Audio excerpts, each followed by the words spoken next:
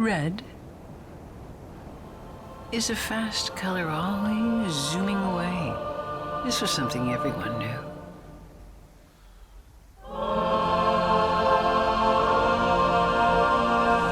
And here they come, the people from the Bible. And so we wave our shredded flags,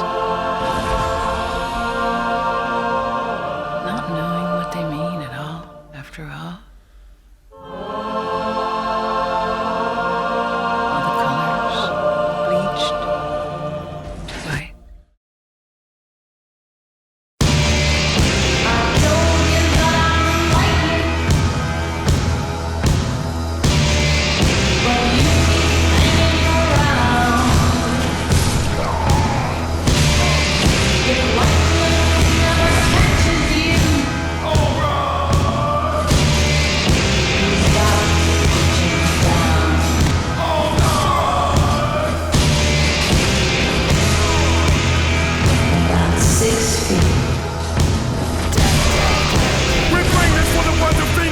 Taking back and bang, the weakness out the scene of bugs who lack the nuts to claim.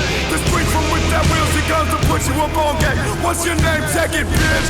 It's the thrill. Got a ramping, anti-sleeping, no F-stamping, no life creeping, hard death freaking detonation. Set it off, no hesitation, audio invasion.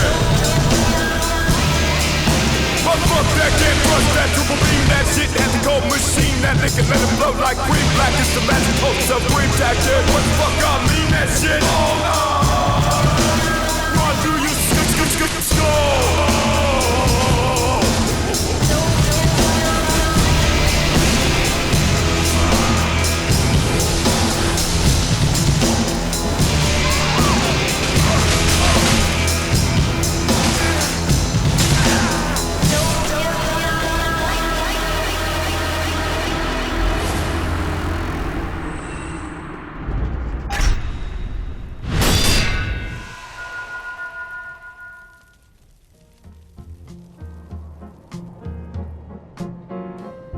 Lothric weapons defy expectation. A shield that deletes faith builds, a straight sword that overshadows its own class, and an ultra greatsword strong enough to kill God. A holy trinity loved by gankers and invaders alike, and yet the Lothric Knight Longspear is conspicuously absent.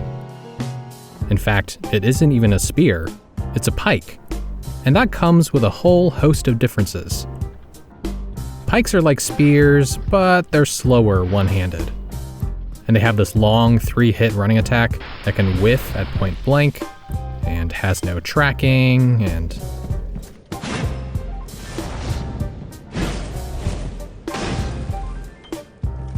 Jesus Christ. See, the pike class is defined by comparison. The Great Lance stands alone with a unique moveset.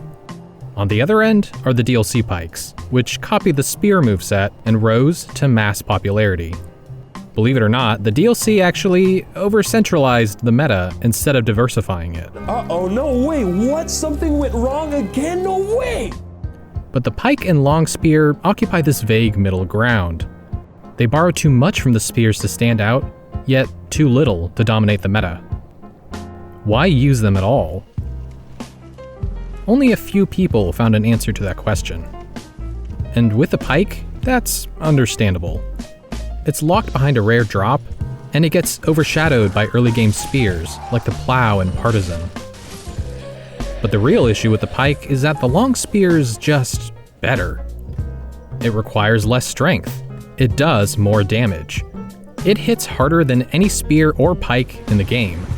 Well, aside from the Great Lance.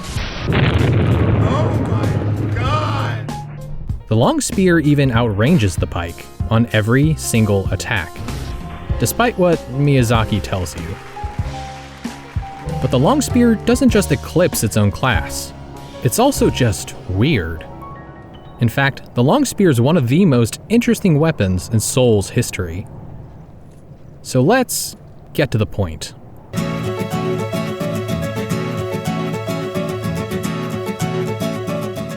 We begin with the unique R2. This attack changes everything. Normal spears work best at a distance, right? But what happens when you close that distance? Spears fall apart. Narrow hitbox, terrible tracking. Spears have a fatal counterplay. You can force them to whiff. This is what I call the dead zone. Spears can't control space. But that's where the Longspear bucks this trend. The R2 has perfect tracking throughout its whole animation. No more dead zone. It has a counter to the counterplay. And that's not all. The R2 can be held until the exact right moment, so it's the ideal whiff punish. You may not like it, but this is what peak performance looks like. And once you land that R2, you can land another and another. It's a perfect roll catch chain. In fact, the R2 can roll catch after any attack in your moveset. It's the perfect follow-up, a pseudo-combo machine.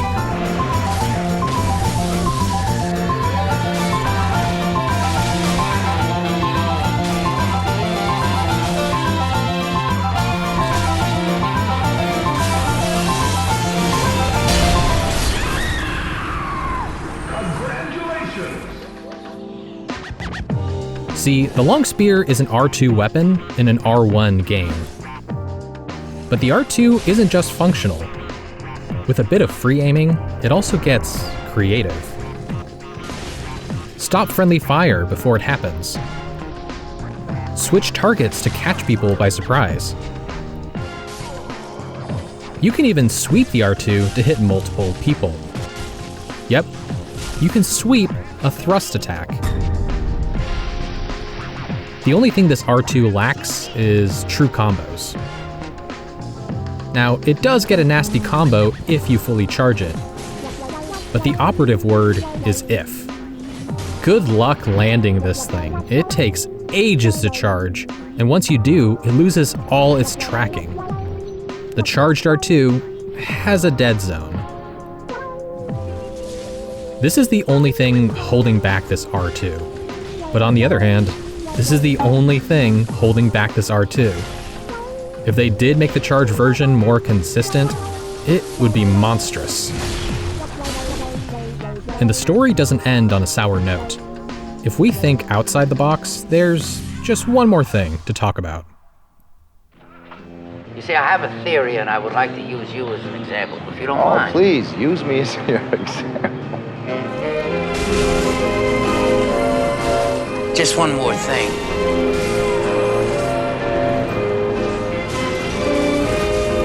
Oh, listen, one more thing.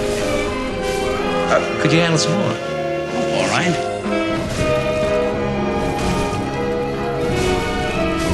You see? Grass. I think I'm on a wild goose chase. That's my specialty, you know. Homicide.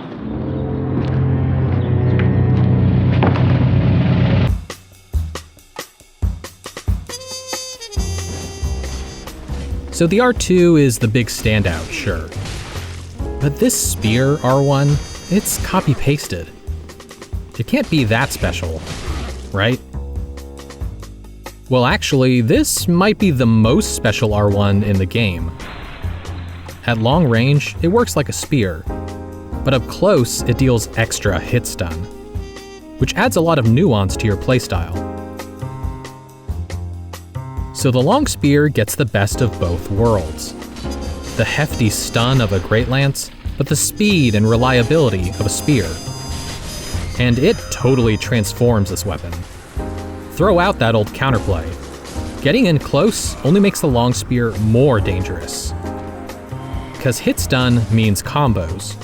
Not one of them, not two, but 5. Miyazaki dealt this weapon a good hand. You got the standard R1 combo, sure, but for even bigger numbers, try R1, R2, or even a jump attack. And it gets even better.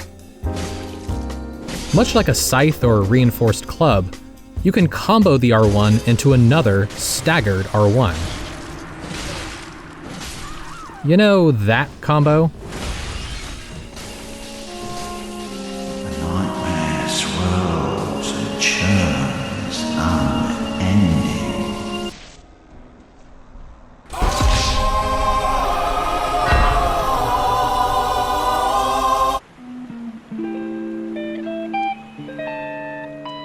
In DS3, most combos end after 2 hits. The first R1 stuns them long enough to combo, but the second R1 breaks them out quickly.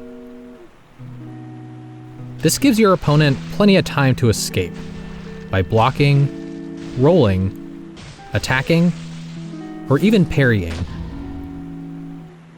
But not with the Longspear. If you combo a first R1 into another first R1, you get to keep some of that juicy hit stun. It locks your opponent in place, and now there's only one option that will break them out. No blocks, no attacks, no parries. They have to roll. If they try anything else, they'll keep taking R1s to the face.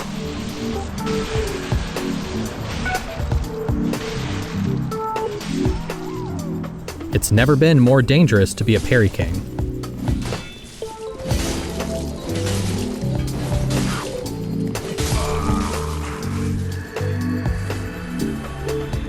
Now count 'em.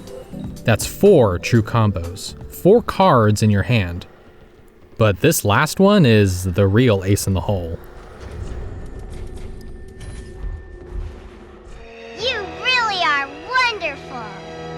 Listen, I am not nice, I am not kind, and I am not wonderful. R1 into full weapon art. That's right, baby, the Pain Train is back in town. And isn't that name just perfect? Right after this devastating combo, you can roll catch with the R2. Much like a train, the Longspear plows through people and keeps that momentum going. A man drank like that and he is going to die. When?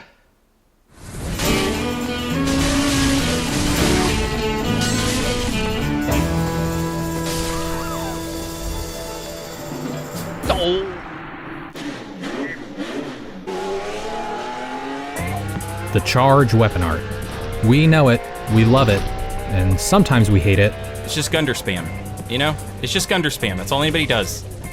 But believe it or not, the Longspear also has the most interesting charge in the game, because it's got 4 hidden properties to it.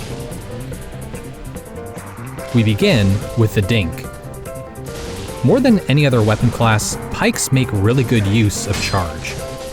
So Fromsoft, in their infinite wisdom, removed their environmental collision. You can use charge freely, because the attack never gets interrupted. And that perk pays for itself, because this version of charge deals more hit stun than normal. So, you guessed it, it has another true combo. That's right, R1 to full weapon art to R1. The Pain Train swings both ways. So the Longspear is flexible. You can catch someone with a fast R1, or just trade with charge. Either way, you have a killer combo for any situation. It's enough to make the split leaf blush. But when the situation does call for trades, we gotta talk poise. We all know the Longspear gives you poise. The question is, how much? And you'd be right to ask. Even now, in the year of our Lord 2024, you can't find the right answer online. So I ran some tests. The Longspear increases your poise by 15 minus 15% of your armor poise. That's a whopping 15 extra poise if you're naked, and half of that with full havels. Let's do a little wardrobe comparison. Are these questions really that important? Yes, they're important. If you stumble, if you hesitate, you can kiss the crown goodbye. Now, if I told you once, I've told you 1,000 times. Poise counts. It's just as important as the others. Swimsuit, evening wear, talent, poise. With light armor like Dancer's set, a spear user can poise through a greatsword. but the Longspear can poise through an ultra greatsword. Compare it to a medium armor like Wilhelm's. Now the spear can poise through that same ultra greatsword, but the Longspear's moved on to great hammers. It's always one tier ahead for trades. On top of all that, the Longspear even boosts your roll poise. Consider it a get-out-of-roll-catch-hell free card.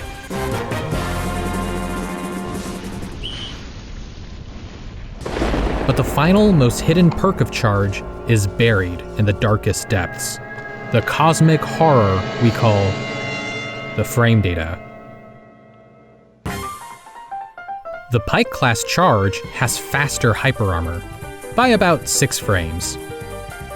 That makes it faster than most hyper armor in the game. Now, if you're a big nerd, you might think, whatever, 6 frames? That's 1/10 of a second. But believe me when I say, it makes a difference. 6 frames is a big buff to one of the game's most devastating poise options. In fact, you can charge right out of hit stun, even against fast weapons. If your opponent gets careless for even a moment, they're done for.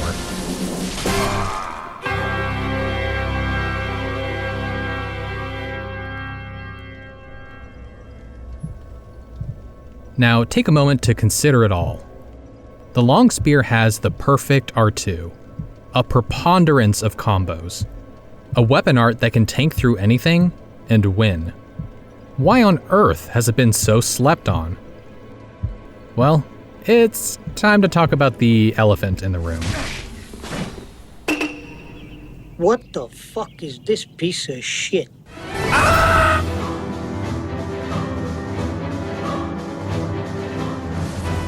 The Pike running attack. It wins the award for least spammable move in Dark Souls 3, and it's really no contest. But it still has a niche because of its speed. It's the only attack in the game that's instant, frame 1, unreactable. It has a lingering hitbox. It can stop Estus on reaction before it even reaches their lips. It even cuts through tears of denial. And there is no better way to knock someone down a peg than to literally knock them down with a peg. Wild card, bitches! Yeah! Just don't spam it from neutral. Use it as a mix-up. It's the spice of this moveset. It doesn't carry the dish on its own, but it can elevate it to new heights. And what better way to use this off-meta mix-up than to embrace the off-meta? Say hello to status effects. See, unlike status infusions, status buffs apply their full effect on every part of a multi-hit. That's 3 hits on a running R1, 5 on the weapon art. The status proc is guaranteed. Frost Weapon becomes a 500 damage payload delivered at blinding speed. And Rotten Pine Resin beats lag. It applies pressure, and it even kills through tears. It cannot be denied.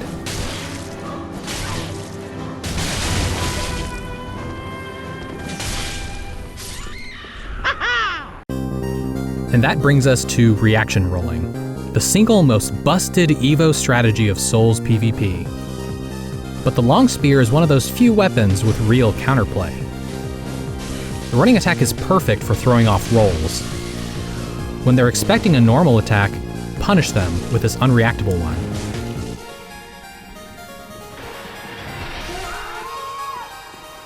On the flip side, if you got them at low health, the running attack is the ultimate threat.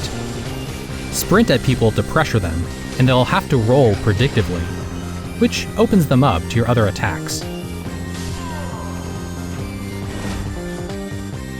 Every road leads back to Roll Catch City.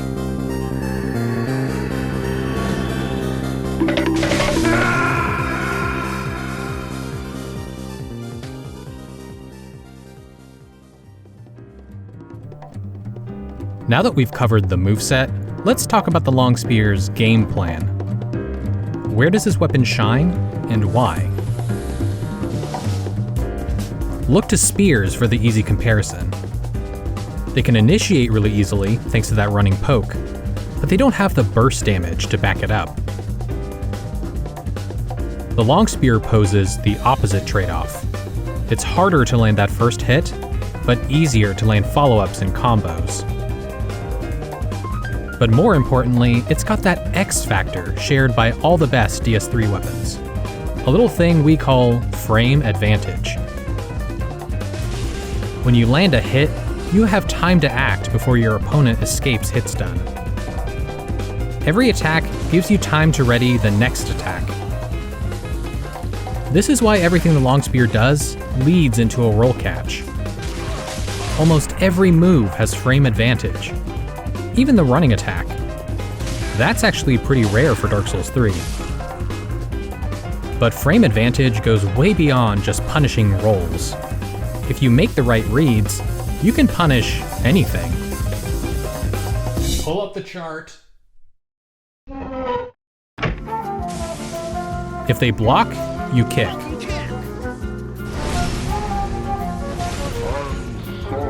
If they roll, catch them with an R2.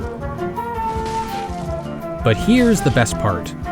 If they attack or parry, you can safely interrupt them with an R1. And here we have the makings of a nasty mix-up. The R2 will punish them for rolling, but the R1 will punish them if they stop rolling. Mix between these attacks, and you trap them in a feedback loop, back and forth. I call it the Longspear Limbo, because it's time to see how low that health bar can go.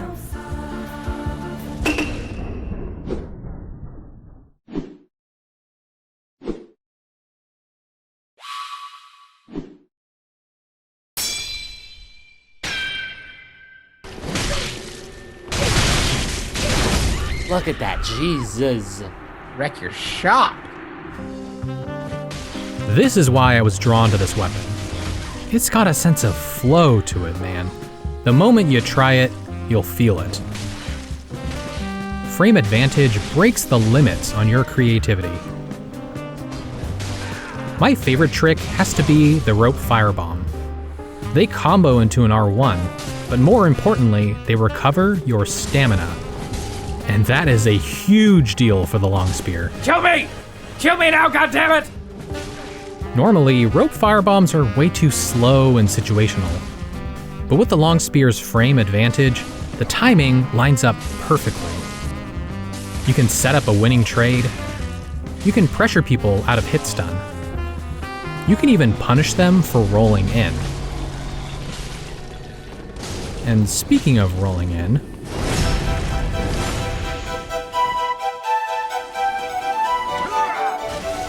the roll punish backstab. As far as crit fishing goes, it's beginner friendly. In fact, it's a glorious gateway drug. Spears and pikes are great learning tools. They're long and narrow, so they encourage behavior that's easy to backstab. Circle strafing, rolling in, because you outrange them, people will do anything to close the distance. And here's the kicker. Backstabs work like rope firebombs. The same principles apply. You set them up with frame advantage, and as a reward, they let you regain stamina for a follow-up. And what a follow-up it is. The Longspear R2 is like top 10 wake-ups, easy. It even synergizes with your plunge attacks. I am falling in love, and it feels so good! But I don't see a lot of crit fishers use this weapon. Part of the reason is damage. When you compare it to the crit fisher classics, the Longspear R2 kinda lacks punch. And if you want more damage, you only have one option. Unfortunately, that option sucks. Yeah, the charged R2 would hurt more if it landed, but it won't. See, people can just roll in to avoid it.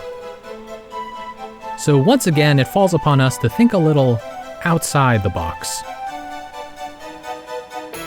Step 1, you space it. If you're too close, they roll in. Too far, and they roll out. But if you keep a small distance, you'll catch a roll in any direction.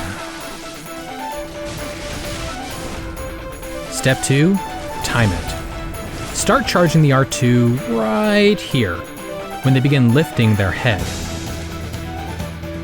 And step 3, profit. See, the Longspear has killer combos and killer backstabs. Combine those fundamentals with a bit of crit fishing, and this weapon feels unstoppable.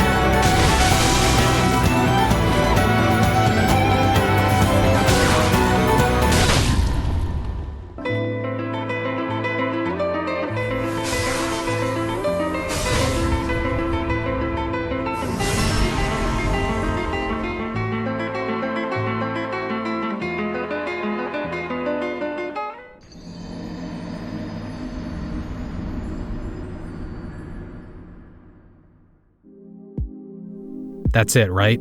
Video's done, Longspear's dead. Its most iconic combo isn't even a true combo. How? Why? It's gonna get a bit technical, but I'll walk you through it. In Souls games, we talk about hit stun in terms of combos, right? A combos into B. But hit stun isn't a constant.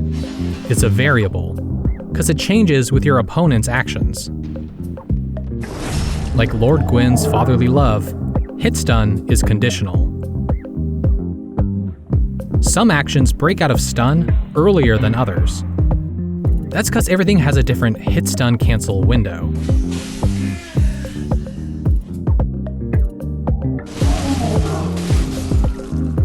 The spiked mace is a perfect example. It has a notorious wombo combo that you can just block. But this isn't always the case. Different types of hit stun also have different cancel windows.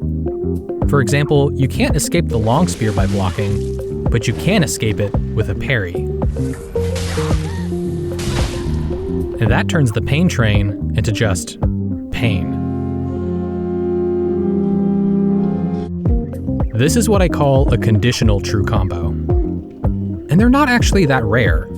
In fact, the Longspear has a second conditional combo I haven't even mentioned yet. Charge weapon art into R2. It works if they roll, but not if they block or parry. As weird as it sounds, conditional combos aren't necessarily a bad thing. Consider this. What happens when someone escapes hit stun? Well, they reset the combo. And that means your next swing can start a new combo. Y'all ever heard of Ultra Stagger? 1, 2, 3, 4. Holy shit! This was uncovered by Angeluso years ago. When people swing out of an Ultra Greatsword R1, they reset the combo and trap themselves for a third hit. The crime of R1 spam is met with a fitting punishment, a 3-hit combo.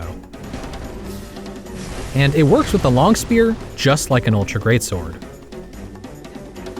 Ironically, the hit stun quirk that breaks your biggest combo ends up giving you more combos. Your R1 becomes a frame trap. That small gap in your hit stun rewards you for thinking ahead. So, in a sense, the Longspear is a tactician's weapon. It's about using your wits to checkmate people when they least expect it. But it's not just about wits. It's also about the fun factor. After all, tacticians are just elegant tricksters. And I mean that in the best way. There's madness and dynamism here, stuff you just don't get from other weapons. So, to get you started, I'll share an easy example. R1 Weapon Art R2. This is a Longspear classic. If they roll, they're caught in the pain train, and the R2 roll catches them. But if they attack, they reset hit stun. Now, charge combos into the R2, and they're locked in for all 3 hits.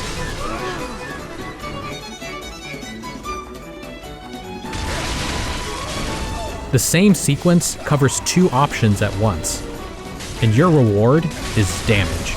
Lots of damage. More damage than you can shake a very long stick at. I call it the Ultra Pain Train. Have fun.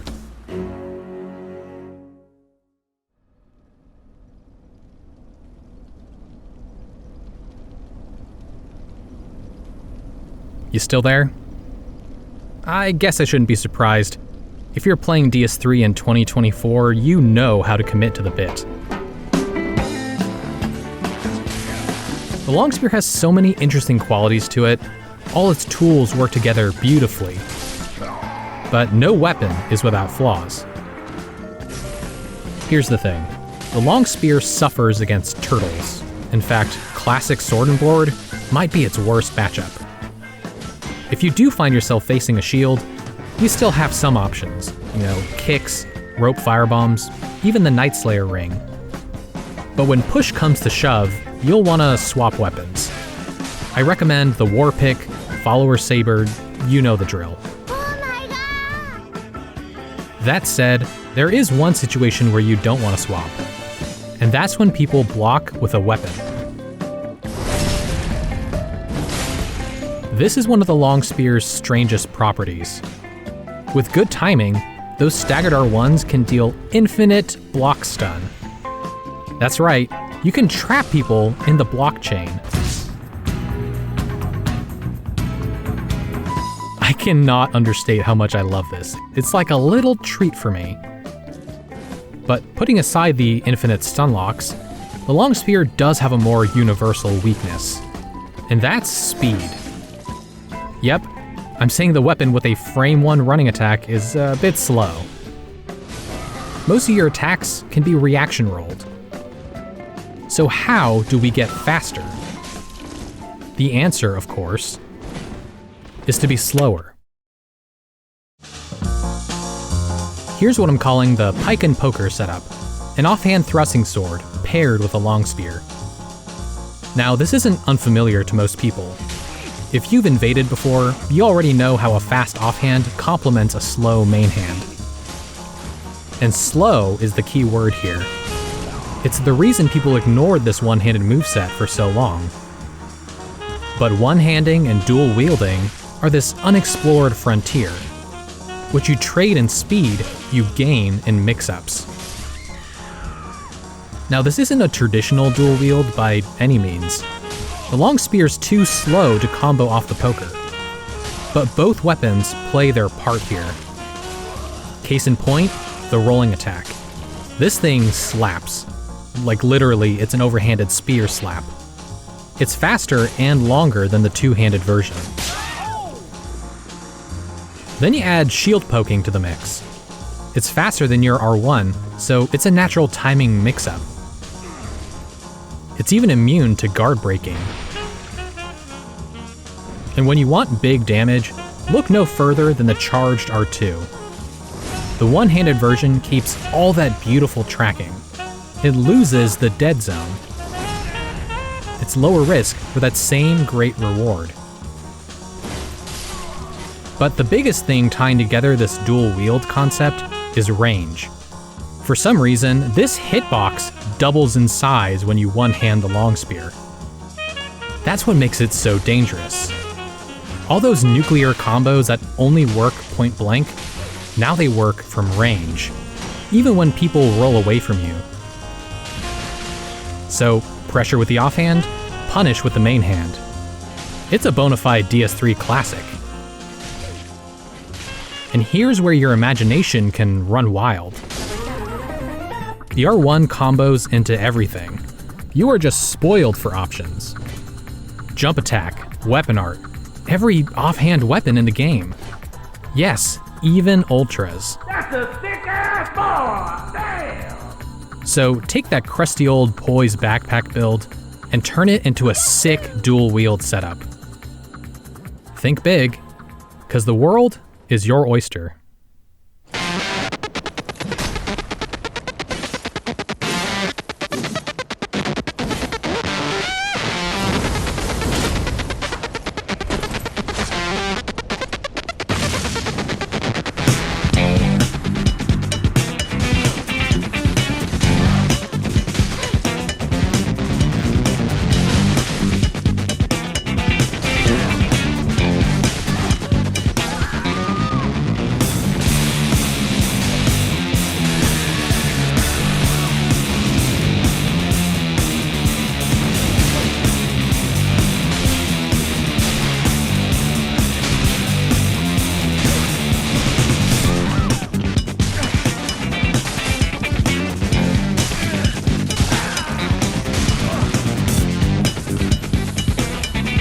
Sometimes my genius it's almost frightening.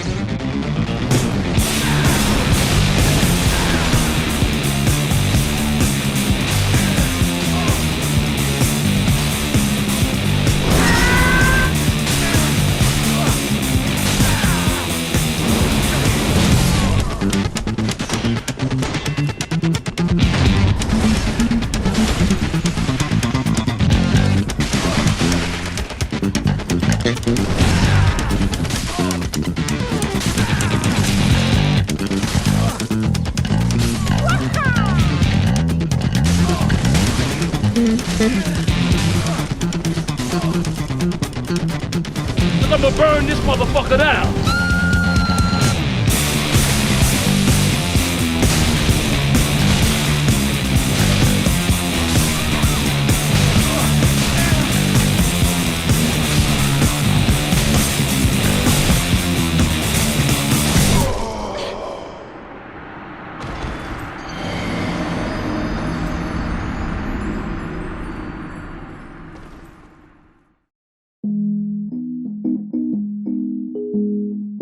There's a lot you can say about the Lothric Knight Longspear.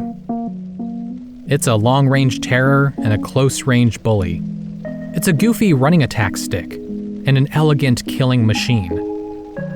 But above all else, it is bespoke.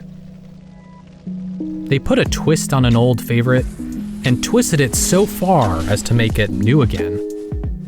I can't help but respect that. Yes, it's 2024. Not everyone's itching to play an old game.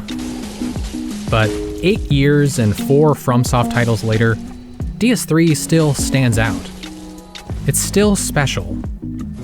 And it's actually pretty active. This video might not reach many people, who knows what the algorithm will do. But if this is my quiet send-off to this game, at least it's a fitting one. Because the Longspear isn't just my favorite weapon. It's a microcosm of DS3 itself. Despite its familiar appearance, it's unique. Despite its flaws, it has hidden depth. Looking past the surface level is the intended experience. And if you rise to the task, you'll find there are very few weapons this nuanced, deadly, and surprisingly fun. It's a gift, complete with a pretty red bow. So if the feeling strikes, don't be a stranger.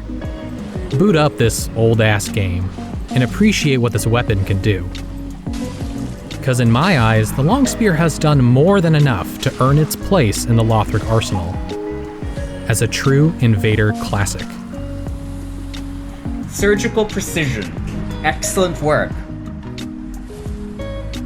This is truly the most felicificity of invasions. This invasion had more fel per fel in it.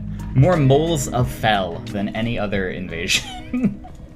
The Lothric Knight Longspear and Pick and Poker. Shake that thing now. Baby, shake that thing.